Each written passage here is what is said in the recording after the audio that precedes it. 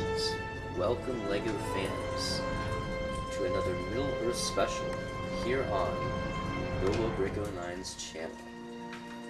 And today we'll be looking at another somewhat overlooked topic in LEGO Middle Earth, and that is the Catapult. So it's kind of a look at a function and a part of the set at the same time. So I figured it'd be something good to do. We kind of get to see how they have evolved over the last couple of years, and how we've seen bigger and better and more worthy catapults come in LEGO sets. So of course we'll be starting small and getting towards some bigger ones. When you see some things here that you think, well, that's not a catapult, you're thinking, well, this isn't complete because there's something else that I think should be in this video that should be a LEGO catapult. So in order to avoid confusion, I came up with a definition for the LEGO catapult for this video today, and that is any LEGO mechanism intended to fire LEGO rocks at LEGO minifigures. So I almost included some things like the Gimli catapult from the Council of Elrond, seen here. But then I figured, well, you can't really fire a rock with that. That's more for minifigures. I almost included Balin's Tomb and came up with the same conclusion. I even almost included the barrel escape function. But of course, you can't really fire rocks with those. So I decided not to include them.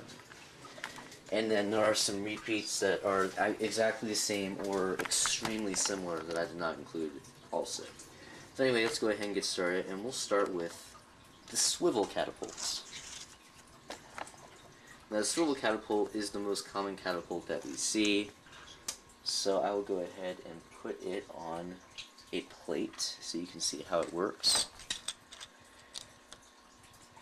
And it is not really intended to be taken off, because if you try to do that, the actual swivel part will stay behind, so you kind of have to use a brick separator. So it's not really meant to move. It's just meant to swivel around so you don't really need to move it. And this particular one came from Lake Town Chase. We get two of these in Lake Town Chase. We see some in the Goblins in Battle. Oh, what other ones? Those are the only two that come to mind at the moment, but I know there's more. If not in Lord of the Rings or The Hobbit and many other LEGO sets. So of course you swivel it towards the desired opponent and fire it like so. So that's probably my least favorite of the catapults before you today. It doesn't usually hit the intended target, so not really crazy about it. I thought we were kind of done with those after we'd seen some of the cooler ones, but then of course in Lake Town Chase we got two. So somewhat disappointing, but not too bad because we saw some really cool ones in the same way. Next up we have two versions of the portable catapult. So catapults like these we have seen in Battle of the Black Gate, Dol Guldur Battle.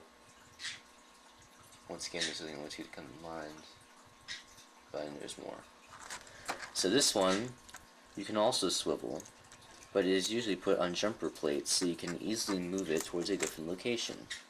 So let's say it's up high, like up here, and you want it down below, so you just take it off the jumper plates so you can fire it in different locations, like so.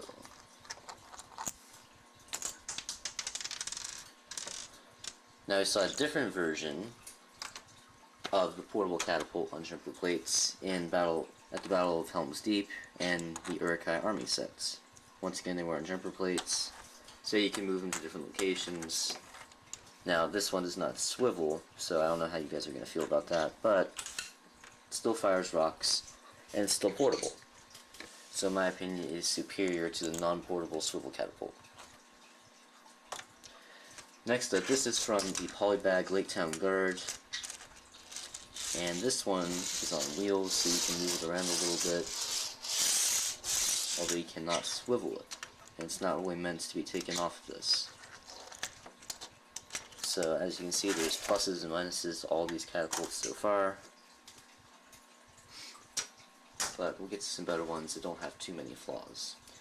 Next up we get the double catapult, so far only seen in Dol Guldur Ambush. And even Feanor II liked this catapult, and you know how he feels about catapults and flick missiles, so that's telling you a lot. So this one can be taken off of this because it's on temper plates. And of course you can fire them one at a time, or you can fire them both at the same time, which is how I like to do things. And they just go flying. So I think you'll have a lot of fun with that kind of catapult. And you'll probably lose some Lego rocks using that. Which is why we see that, which is why we get spare Lego rocks in quite a few sets. Next up, we get the large portable catapult, only seen in pirate ship ambush. This is an orcish catapult, and as you can see, you hit the inverted tile here and fire away. And I'll do a little harder this time. It actually went over my head. That's how far it went.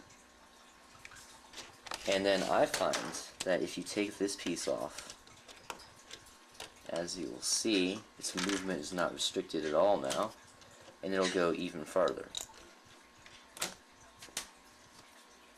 Unless it hits my knee like it did that time.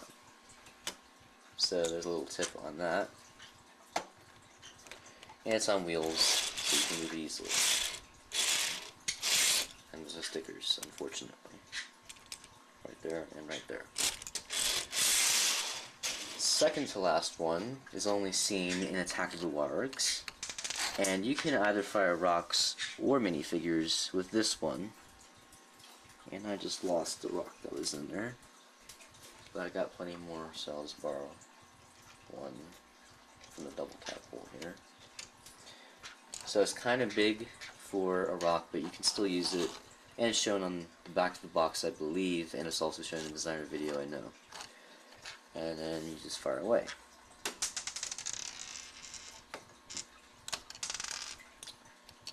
And the final one, you may not think is really meant for firing rocks, but I believe that it is. So, as you can see, there's a space there. It's about the same size space as the one that we saw in the previous Attack of the Wargs catapult. It's really meant for firing elves, and it does not show them firing rocks using this mechanism in the designer video or anything. But I figured, hey, it'll still work, so I decided to include it. And you just fire it like this. You got to see the rock bounce. So that is the last catapult, I believe. There may be some that you think are capable of firing rocks that I don't, or you may think that some of these were not really capable of firing rocks. That's entirely your choice. But that was just my thoughts. So, will we see bigger, even better Lego catapults soon, or have we seen the best and we're just going to get more of the same in future sets? You can tell me what you think in the comments below. I'll try to remember this update video if we do see any other really cool Lego catapults soon. And we might, especially if you're getting Minas Tirith and Osgiliath, I have a feeling that there will be some pretty cool catapults in probably at least a Minas Tirith set, if that's not just a rumor. So here are all the catapults once again. Try to get them all in the shot. So, I'm sure a lot of you love Lego catapults, maybe some of you don't.